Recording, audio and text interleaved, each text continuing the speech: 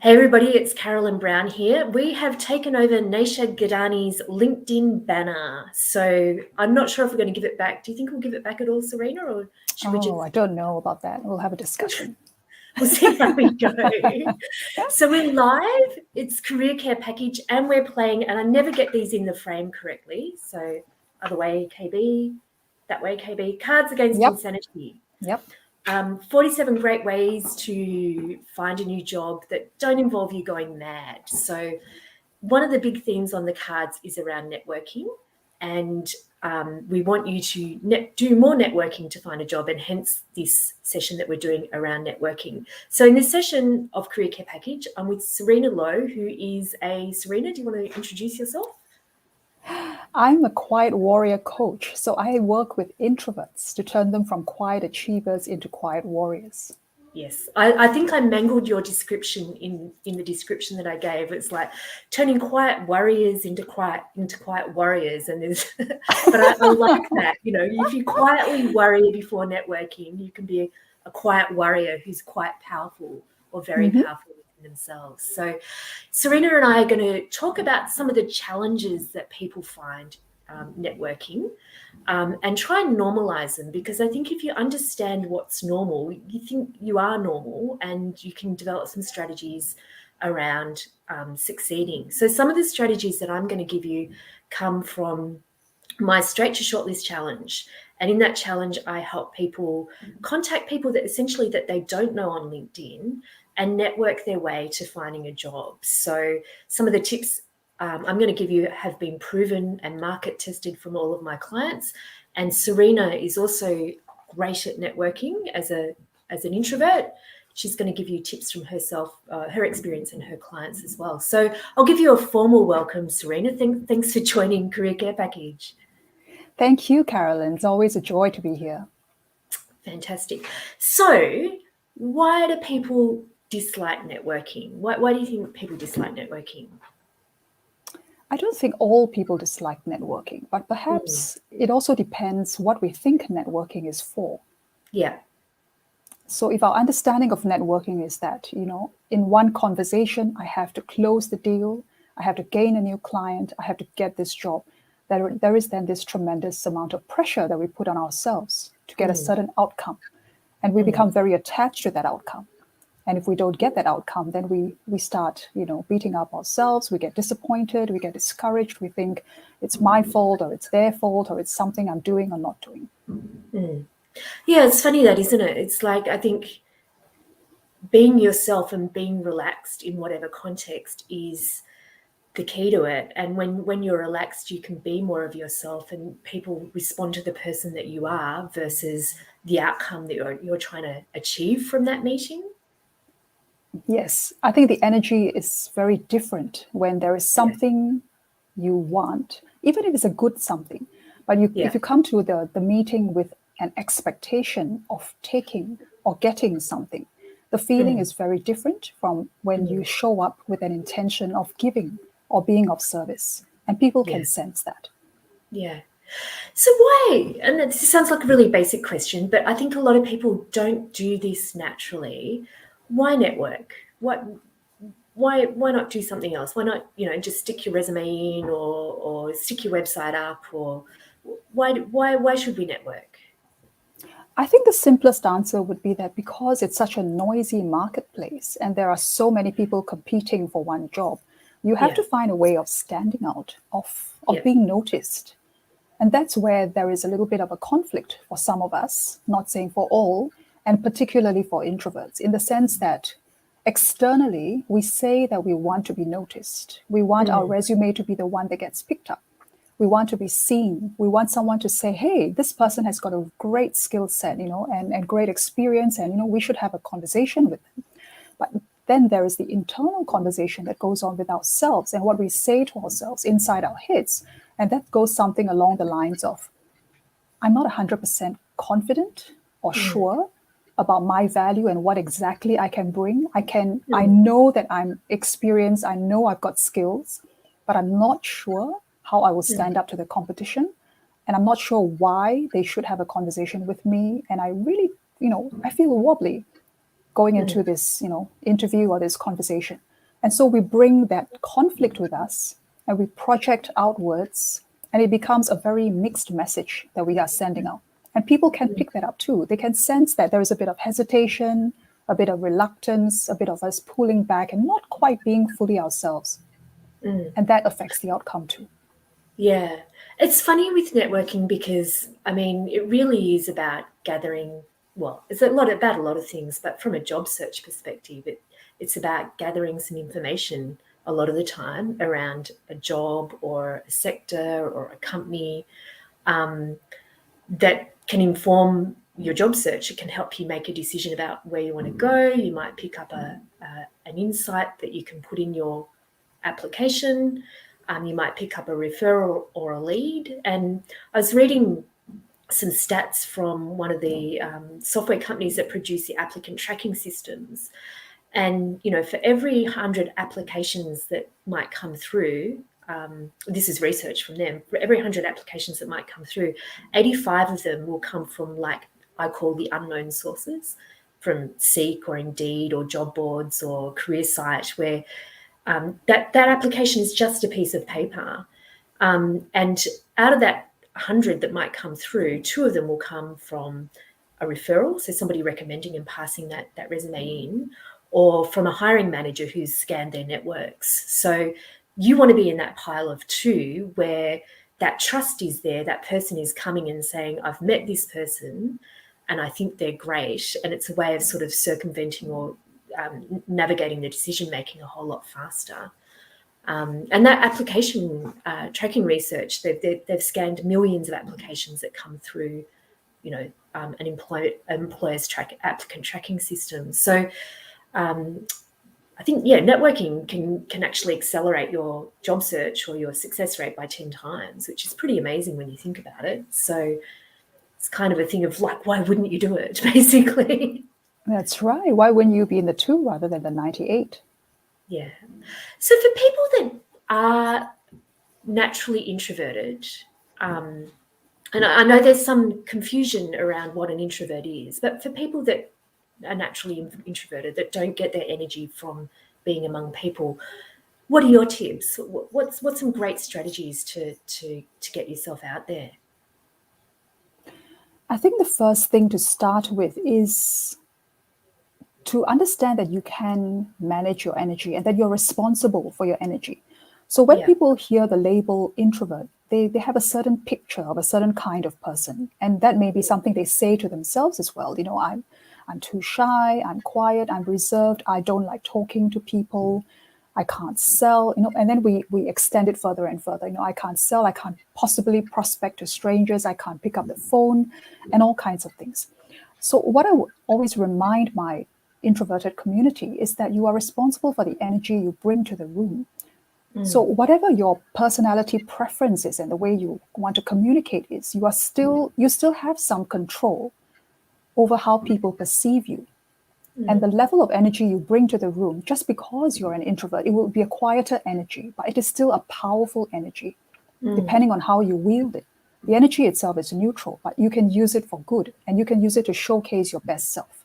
So you can come across as somebody who is quiet, but then when you speak, people just, you know, their jaws might drop because you just said something so incredibly articulate, or it made so much sense, or it's so profound, it's so insightful. It made people pause and think and then notice you for the quality of what you just said.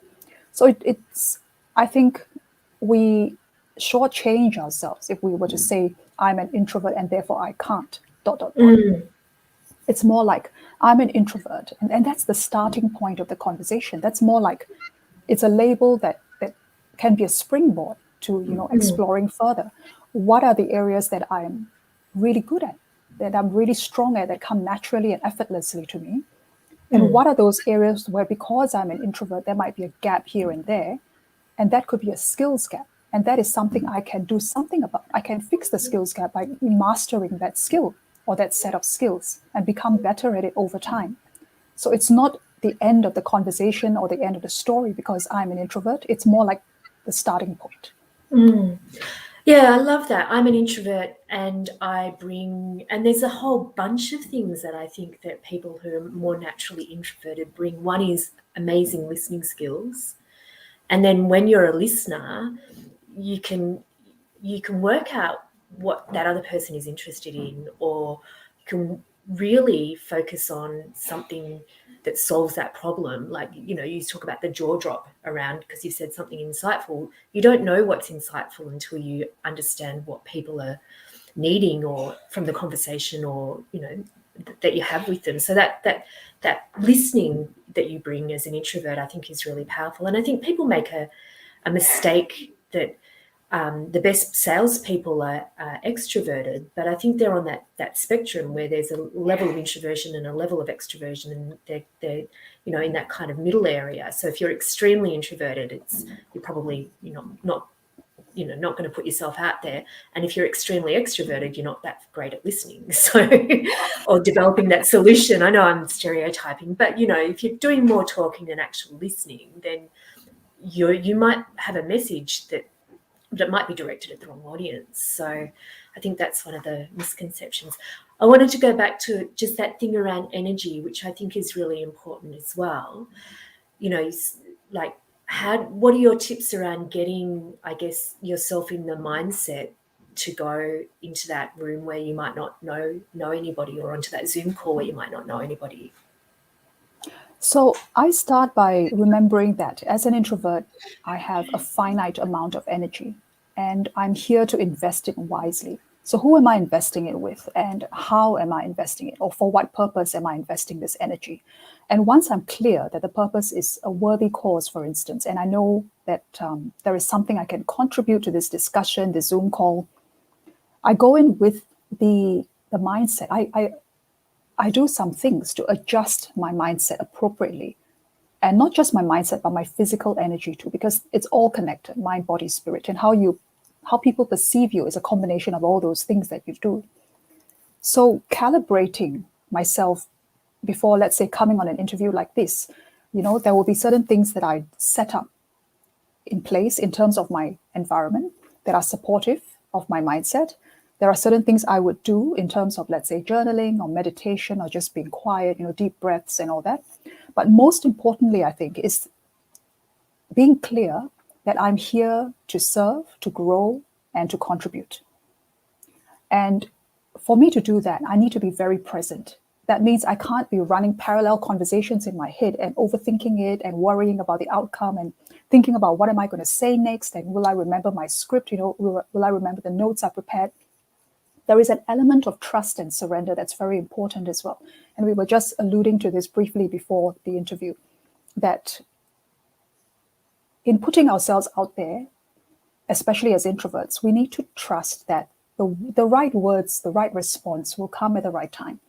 And that usually happens when we are in the flow of the conversation, when we are actually present. We're not thinking about some past failure or worrying about something that might or might not happen in the future, but we're actually here with the person, with the other person, fully engaged, all senses, and engaged. It is a process. It is honoring the flow as well, knowing that everything has got an ebb and a flow to it.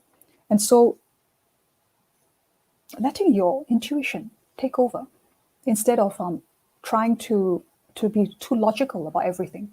And that is a pattern I notice myself, as well as other introverts I've had conversations with. One of the challenges is that we overthink things, and that's why quiet worriers, as they were quietly thinking about every possible thing that could go wrong, and we try to anticipate because we like to be prepared. We don't want to be ambushed.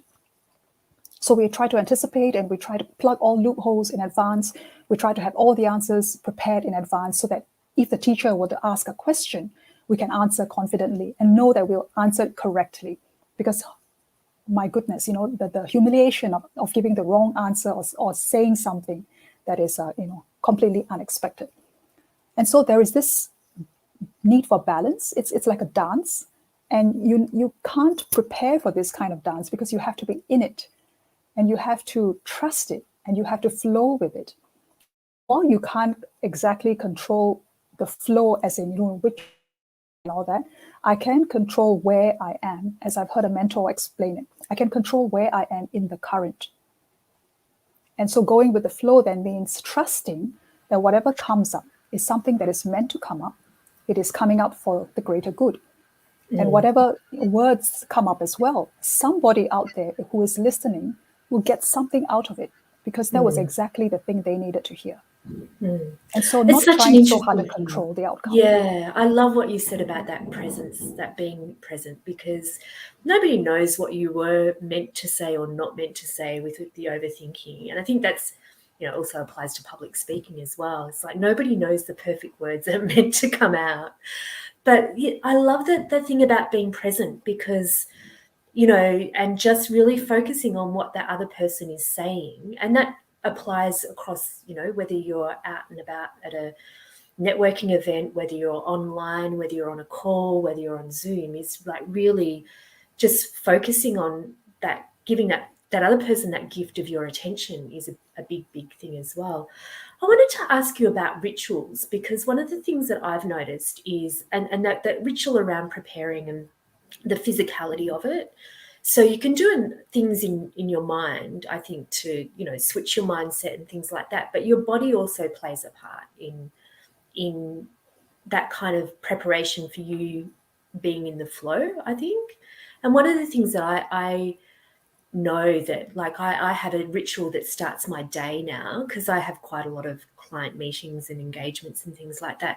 And if I don't do that ritual, I feel like my day just does not start, like does not flow in the way that I like, does not flow in a powerful way, like swimming in that the current that you want to go in, basically. So, for me, it's going for a swim every morning and doing a little bit of exercise in the morning and going for a walk. And I'm pretty religious about doing that now, because I know that if I don't do that, then the rest of the day doesn't have the right energy around it. So do you have anything, I think you touched on a couple of things, but any sort of those kind of ritual tips that you work with or give people in terms of, getting them up and out there? So for myself, the morning routine is both mental and physical, same as yours. And so in terms of physical, it would be like a morning walk, say 4 or 5 kilometers, to get the blood flowing, or it could be a session of yoga.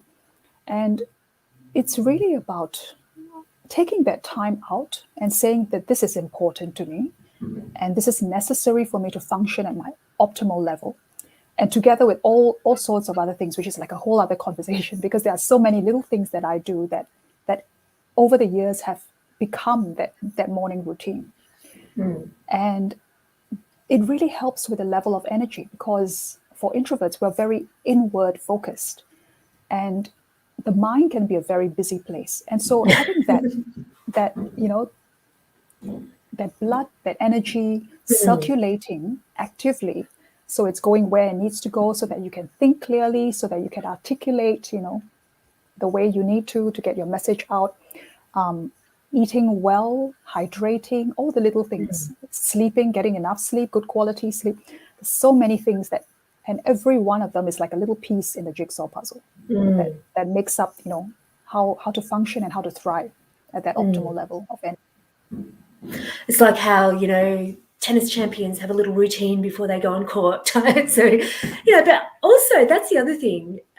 I think music has this big thing to play, like whatever, I often listen to Katy Perry's Raw, and whenever I'm trying to do something that's big and different, I have that song that pops up in my head, and I put it on my headphones and I go with it, basically. So yeah, there's all sorts of things I think that you can do. What I want to do now is go into this thing that I around the types of people that you'll meet networking, because we spoke about like normalizing the challenges, and one of them is that I think people tend to make a rejection about them personally versus whoever it is that they might be, say, sitting in front of or actually meeting. And when you take it so personally, it stops you trying. When really you don't have control over what the other person thinks, feels, or responds a lot of the time. So I when I was preparing the Straight to Shortlist challenge, I did quite a lot of reading around the topic, and I came across Steve Dalton's book, The 2-Hour Job Search. Steve's been on our show, and I think we've got the episode up on our channel, and if we don't, I'll put it up. And what he talks about is around informational interviewing, so a form of networking to find a job. And when you're reaching out to people, typically by email or messaging on LinkedIn, he categorizes them into these 3 people that you'll meet, one being a curmudgeon, one being an obligate, and one being a booster. And I know I sort of ran them by the terms by you, Selena, but the curmudgeon I describe as the type of person that always thinks about what's in it for me when they network. So, or they're like grumpy old men, but they can come in, other forms. I think you ran the description by your one of your kids, Serena, that says they thought that they were a curmudgeon. What did they relate to with that? Just somebody who's very direct in the answer. So if you don't want to do that thing, you just say no. And you're not concerned with pleasing people or giving a right answer. Yeah. So they tend to be a version of a cranky old man. If you can imagine them like a cranky old man. And if you reach out to a curmudgeon, there's something fantastic about them. They won't reply. So if you haven't got a reply from somebody, you probably struck a curmudgeon. And the good thing is that you know that they won't reply. So the thing about this is that I think when you're reaching out to people cold on LinkedIn or sending a cold email, the worst thing that can happen is you don't hear back from somebody. And that's not a bad thing, because if that's the worst thing, then, then that's it. Nothing else. You're not going to find your house and demand why you contacted them. They're not going to run you over with a truck. They're just not going to reply. So typically a curmudgeon, you just won't hear back. You might try a couple of times, but you typically won't hear back. There's another type. The second type is the obligate, and the obligate is somebody who is does stuff because they feel that they should, because they want to believe that they're a nice person, that they may have been helped in the past by somebody and feel that that's a good thing.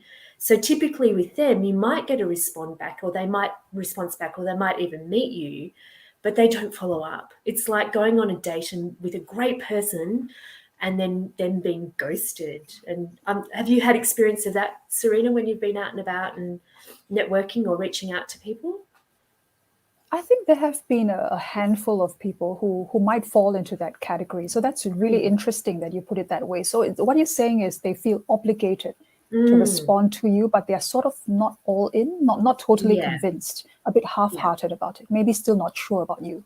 Yeah, can be not sure about you quite often. But I mean, when you're like, for example, when you're reaching out to people, you're asking them for the favor of their time. So the favor of an obligate's time is probably the 20 minutes or half an hour that you've spent. Anything else is going to require extra energy, but they're not that enthused about providing that to you. And yeah, you can, I think, create a good impression. I think, but I still that they're going to be the people that you have to chase up and not get. Nothing much comes from that meeting, basically. So that's the second type that you meet. So there's a curmudgeon, the grumpy old man, the climate change denier, or the COVID denier. There's the obligate who wants to be seen as a nice person. And then the third type of person is the gold person, and they're called the booster. So they genuinely understand the value of networking. They genuinely like to help people, and you'll recognize them because they are firm about an arrangement that you might make with them, and they give you great information. They come back with what they said that they were going to do, and become your advocate. And when you're networking, they're the types of people that you give a big virtual bear hug to, so to speak, and try and keep close within your network. I've had a number of people in my business that have been boosters, and it's something that I haven't asked for, but they've just been tremendously helpful to me with leads and contacts and information and advice. And I'm sure you have as well, Serena? Have you had a few boosters that have stood out to you? Yes, and I think you are one of them. Oh, lovely. Oh, tick to me. Well done. Yeah. So, and I think it's funny also, I think sometimes you can recognize these people on LinkedIn as well. So I've often, and in my Straight to Shortlist challenge, I call boosters hubs. So you're trying to find people that are naturally networking.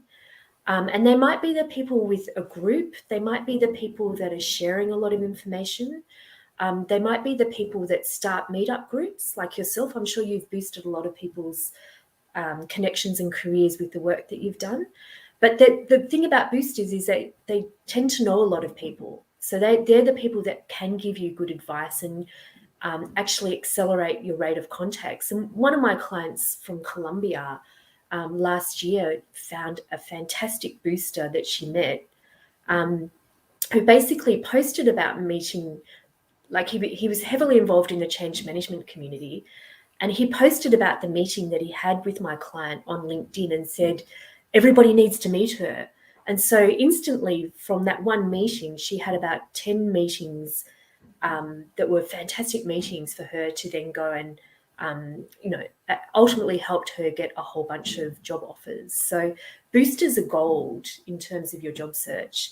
And the thing about these meetings, and I think a mistake that people make, is that they take from them, but they don't follow up. So if a booster or somebody that's been really helpful to you has given you something, at the very least say thank you, but really make sure that you circle back and let them know how their advice has helped you along the way. So so they're the three types of people that you might actually meet, and the ones that you've got to invest, the ones that you want to invest your overthinking or over whatever is in how to keep that relationship with the booster going.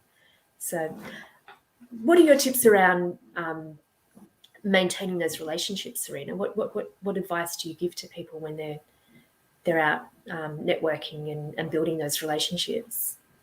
It would be to add to what you said earlier, and I think it can be encapsulated in the golden principle that you do unto others what you want others to do unto you.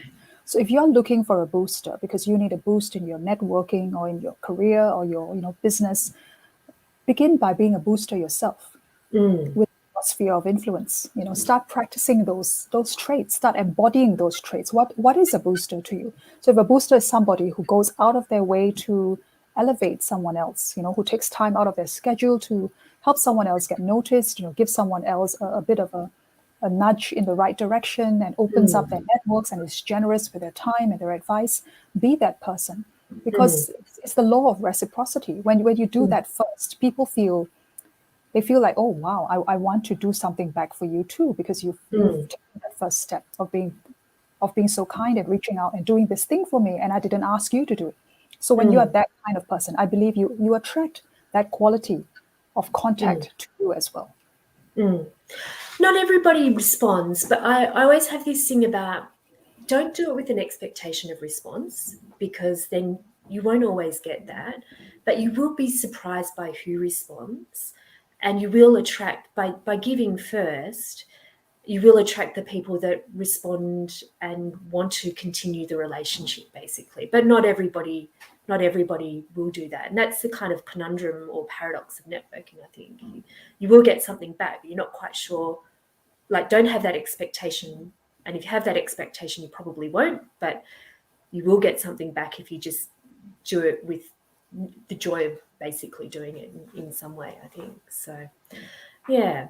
Any other networking hacks you can give people? Well, I've kind of given the secrets of who you're going to meet. So, and there are subversions of that as well. Like sometimes I think people that are really out there on LinkedIn and really public in social media may not necessarily be boosters. I mean, I think it's an indicator that people know the value of networking, but they may not necessarily be boosters. But there are some subcategories. But I think that those three categories quite nicely sum it up, basically. I agree with you. I think we also need to revise what we expect when we go networking. And I think when you have the mindset that is more about giving than taking. Not that you're not expecting anything out of it completely. I think there will be some, a bit of an inner journey to arrive at that point where you can say, I'm completely detached and emotionally neutral. I think some part of us still wants to have some kind of guarantee or some kind of certainty that you are not wasting our time, that we're reaching out to the right person and so on. But also think about it from their point of view. They also are taking a risk in spending time with us. So how can we make that 30 minutes or whatever it is the most fruitful and productive and for them, so that even if nothing else comes out of it, you made a great connection. That person walks away feeling, oh, I spent a good 30 minutes connecting with this person, and this person is a high quality person, somebody I could recommend to my network. And you just never know. It's also the time frame thing, being more flexible and kind to ourselves, I think, in terms of getting an answer back within a certain time frame. You just don't know, like you said, somewhere down the road, that thing could come back to you in a very positive way, in an unexpected direction. So also being open to those, those serendipitous things happening. Yeah. Sharon's just said expectations are self-defeating. Contact just to get to know people, and contact. Yeah, contact from the heart. Absolutely. I think you've articulated that far better than I was trying to do, Sharon. But yeah, I mean, I don't think you can remove all expectations, but I think that it is, self-defeating. But you will get something back. And one of my clients, for example, got something back after 6 months, had sent this email to this person and never heard back from them. But eventually they replied and supported him with developing his LinkedIn profile around a certain theme. And he ended up getting so many job offers from that. So I think if he hadn't planted the seed, nothing would have come back. But sometimes that does take time to actually come back, and that's very normal. Because, again, say with job searching, this isn't a linear process. It's a process of planting this seed, watering them all and seeing which one, one of those seeds will grow, but you're just never sure which one and at what time. And I think that's the other thing that people struggle with is, like, if you think that you're going to get something because you've done this and it has to be in this time frame and therefore you're not going to do it, it's kind of like that self-defeating behavior, I think. So that will be us trying too hard to control the outcome, because we want that certainty, we want that security of knowing I've done my part. Now I expect something good to come back my way. But as we know, life doesn't work that way. Yeah.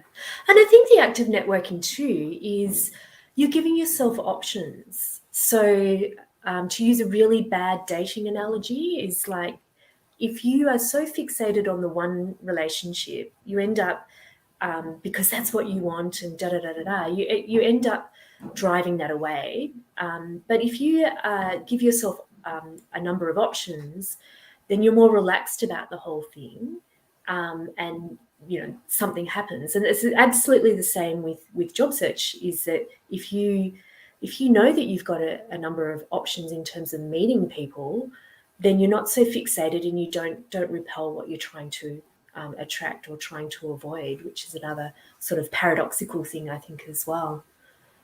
One thing I wanted to get you to share, Serena, is around, I think one of the sessions that we did, you gave us some fantastic kind of networking hacks in terms of, if you feel uncomfortable going into a meeting, I think one of the tips that I took away from you was, like, introducing yourself to the organizer, for example, or being the person on the registration desk, and having a reason to interact with people that's not that awkward, hi, my name's Carolyn or my name's Serena type thing. Have you got a few other hacks like that you can share with people? Oh, there's so many. One of these is Matthew Pollard has got a series of books which are very, very good, called The Introverts Edge. And the first one was about networking. And I believe what he said was that you do your research before you go. So you don't just walk blindly into the event and signed up at the last minute and don't know anybody, don't know what it's about and all that. That would really be setting yourself up, for a negative kind of experience. But even then, there are things you can do, like turn up early so that you don't walk in all flustered and you can't find your way, you don't know where the room is and all that. So all these are little things you can prepare in advance. And introverts love preparing in advance. So that's, to our advantage to go in prepared. and have an idea of the layout and, who's there and so on, and then scoping out, who looks like a safe person I can start talking to. But then that also is very much about our mindset, and that is, what am I here to do? What am I here to give? Or what am I here to contribute in terms of this networking event? And how do I best do that? So if I like talking to people one-to-one, I would look for someone who looks, reasonably friendly and approachable, and I would go up to them and introduce myself. And then what happens next is that it would be more about the getting out of my own head and thinking, oh, what am I going to say next? What am I going to say? How am I going to answer that thing if she asks this or that and asks me that? And getting out of that and back to being what we said earlier about being present in the conversation and just letting it flow and just really appreciating that right now, right here in this 5 minutes or whatever time you have, you actually, it's not an accident that your path crossed with this particular person. Of all the people in the room, you happen to meet this one and to have a conversation with them, and they're reasonably friendly, and now you're connecting as two humans connecting. And so just soaking in, there's a little bit of awe in that, how these things come together. And sometimes quite amazing things can happen in the follow-up when the energy is right. And so allowing these things to happen to you, as opposed to trying too hard to control what's happening and to have too much certainty and planning ahead of time. Just having that nice dance of not knowing and being okay with not knowing what's going to happen in the next moment. And being open and just enjoying yourself, enjoy being there, take in everything, and have a spirit of like appreciation. For instance, I might notice the details, like how the room was set up and how beautiful things were. I might send a note to the organizer and let them know how much I appreciated the experience and meeting people and how beautiful the location was. Things like that. When you have that attitude of appreciation and gratitude and looking for the good in things, I think it really changes your energy, your demeanor, your body language, everything. And then you project a different kind of vibe as you walk about the room. And you will attract different quality to your conversations. It sounds like, you're there and you're comfortable, you're focusing on being comfortable in your own skin in this place where you actually don't know anybody. And it's actually okay to stand there with a drink in your hand or a glass of water or whatever for a while. I think people are much more self-conscious about how they come across versus what people actually notice about them as well. And I really, really love that tip. And I love what you said about the thank you note, right? So you might go to an event and not meet many people, or it's just, been a bit flat or whatever. But following up with your organizer and saying thank you and what you got out of it, I can guarantee that very few people actually do that. So instantly you've made a connection with somebody, again, who's probably one of those hub or booster type people because they're organizing something that's good for their community, basically. So it's a fantastic tip that you've given there around saying thank you, because I know when I've done things, like I remember the people that come up after you've delivered a presentation or whatever, that say thank you and follow up. It's a rare thing that people actually do. I think another tip just around that is something I did a couple of years ago when I wanted to get to know a whole bunch of headhunters and recruiters or resources or sources that they call themselves, the people that go and scour the internet to find names to headhunt them. They had a conference in Sydney a few years ago, and I offered to help the organizer with that conference because obviously with my business, I'd love to know who's who in the headhunting department, in the headhunting world. And what I offered to do was actually be the official tweeter of the conference. So I would tweet out the insights of the people that were on the stage, and other people, everyone was following the hashtag of the conference. So everybody could see that I was tweeting stuff out, and then it was much easier to, whoever I tweeted about would often come back and say hi. And it was much easier to start that conversation having kind of built that presence in a different way. So it gave me something to do, something to focus on, but a point of connection with other people, which is some of the stuff that you can do. I think you said in another episode, Serena, around if you're an introvert in social media and you're networking, find your strength point in that. So, if you're putting a post up in social media, that's a way of attracting the right sort of people to you, and you don't have to do the outreach as hard as well. And you must have found that with some of the work that you've done as well. Yes, definitely. And that's, I love what you said there, because that's a win-win, because you gave yourself something to do, and at the same time it also promotes the other people who are taking part in that conference. So everybody wins. And that's a great way, because instantly it's like it levels the dynamic, the power balance in a relationship.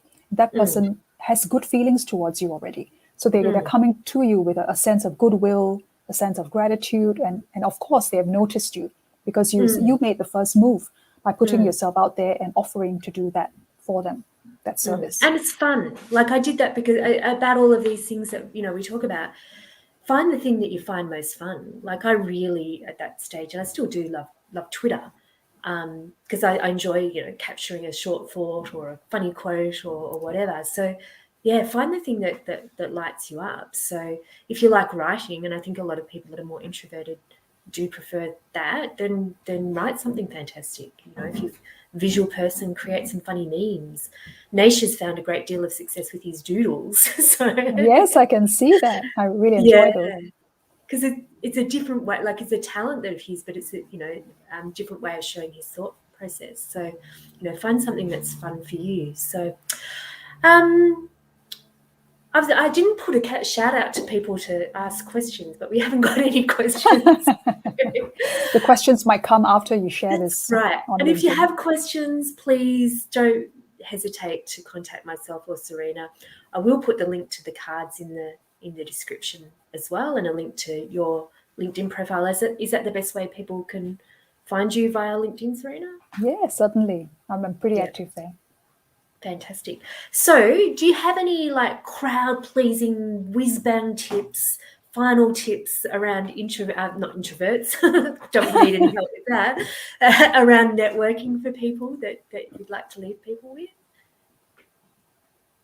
I think it would be to see it more as an exploration, an adventure, something fun, as you say, because when it's fun for you, it's light, there's no pressure, it's okay whichever way it turns out. And I think we need a bit more of that kind of a spirit where we go into it, as opposed to the minute you hear the word and you sort of shut down mentally and think I have to go networking. It's that kind of energy again, what we say to ourselves about something.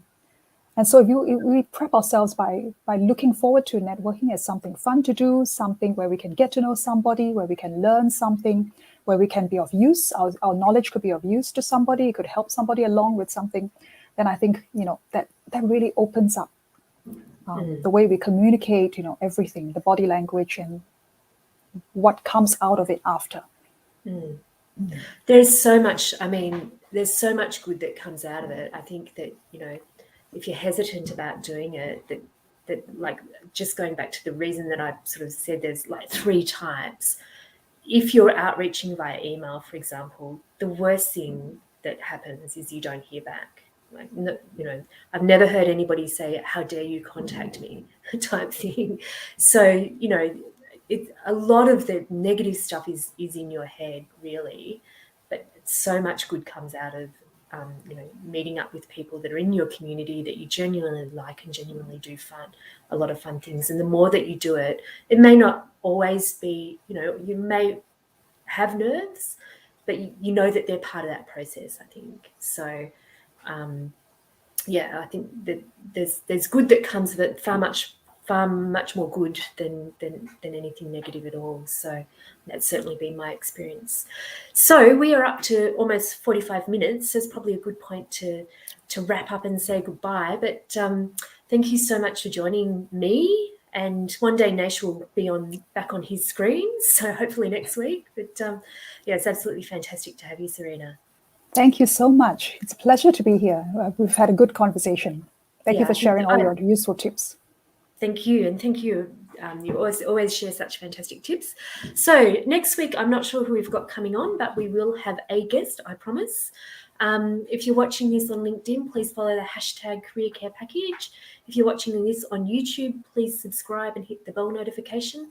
Please also follow the hashtag Cards Against Insanity. One final bad plug, because I never know where to put that in the screen, but there it is.